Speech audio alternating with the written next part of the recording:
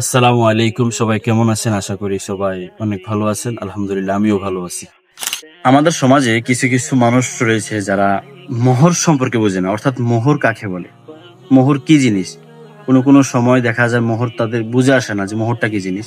অর্থাৎ মোহর হয়েছে এমন একটা টাকার পরিমাণ, যেই পরিমাণটা তোমরা তোমাদের স্ত্রীদেরকে দিতে হবে, অর্থাৎ স্বামী তার স্ত্রীদেরকে দিব।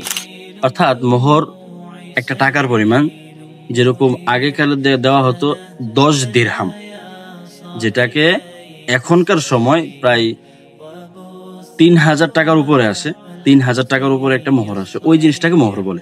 আল্লাহ পাক রব্বুল আলামিন সূরা নিসার 4 নম্বর আয়াতের মধ্যে বলতেছেন, অর্থাৎ আল্লাহ পাক বলতেছেন যে তোমরা তোমাদের স্ত্রীদের মোহর আদায় করো খুশি মনে।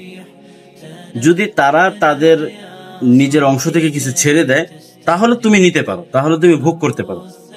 এই একটা আল্লাহ পাক রব্বুল আলামিন বলতেছেন যে তোমরা তোমাদের স্ত্রীদের মোহর আদায় করতে হবে। এই টাকার যে পরিমাণ, ওই পরিমাণ আমরা মোহর আদায় করতে পারি। বিবাহের মধ্যে এই মোহরানা অনেকটাই প্রয়োজন। তাই আশা করি সবাই বুঝছেন।